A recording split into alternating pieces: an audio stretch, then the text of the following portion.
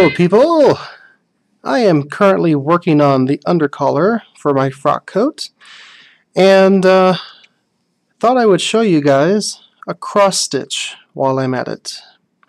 You can already see that for the majority of the neck I've already finished a lot of cross stitches. Let me get a little bit closer so you guys can see that. Now I don't know if you know which ones I'm talking about, but it's these ones right here. Back, forth, back, forth, back, forth. And what this is doing is giving it a nice, flat, clean, controlled stitch that's not going to be seen. This is not a stitch that you want to see on the outside of your garment unless you want it to look really, really crappy. So, as you can see, this is the undercollar. I haven't yet put the fabric on top of it yet, and you can see on the inside this is my lining with tons of basting stitches, and here's one of the pockets, here's the other pocket, here's the two holes.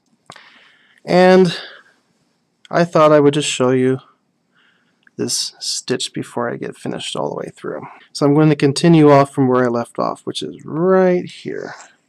I already made a knot in my thread. I'm going to loop it through a couple of times. And here's how you start. Your thread is secured and your needle is pointing in the opposite direction of where you're traveling. I'm going to the right, but the needle's pointing to the left.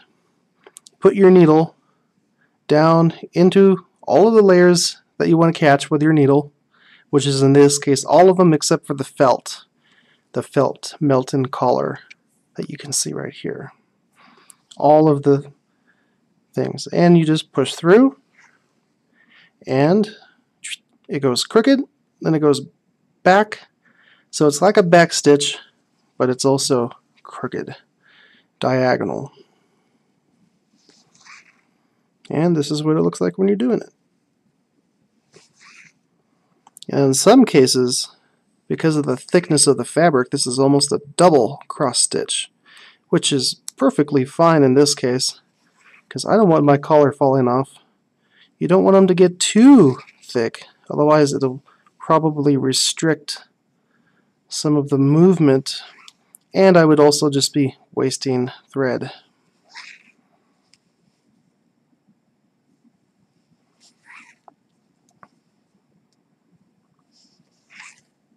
It's pretty simple.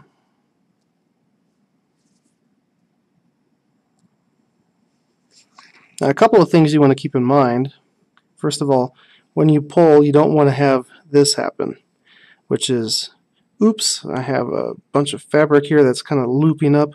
You don't want to have that happen. So what you do is, if that does happen, just kind of flip it up and put your thumb there to kind of control it through, and there you go. You want this to be as flat as possible. Another thing about these stitches is that since you're doing it on the raw edge, it automatically starts picking up the raw edges of the fabric here. And that, like a serging stitch, protects it from unraveling. Very important. Like I said, none of these stitches will be seen once I'm done, because I'm going to be covering them up with another piece of fabric, which is the top collar. It's going to be made of the same wool that the rest of the coat's made of.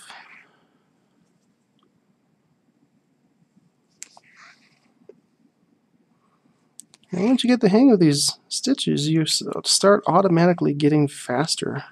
But you don't want to go too fast if you're not comfortable with it. It's better to be accurate than fast. It's better to be both. I've seen some people in documentaries from England, Savile Row, Philippines, Thailand, and these guys are just zooming with these stitches. They've been doing them for years and years.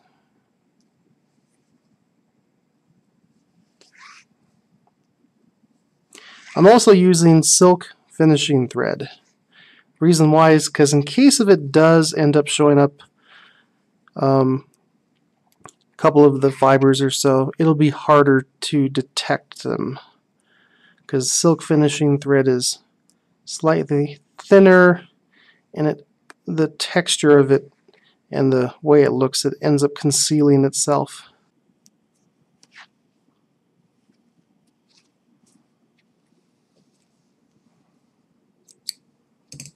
There we go. Happy stitches. Some nice happy stitches here. Yeah. All right. Take a look and see how we did here.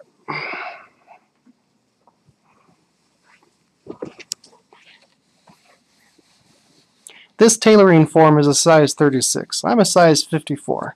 So you're going to see a lot of stuff. There we are, and here's what we got. Oh, might as well go ahead and do this. I'll go ahead and take out the basting stitches. This is what was holding on the collar before we started.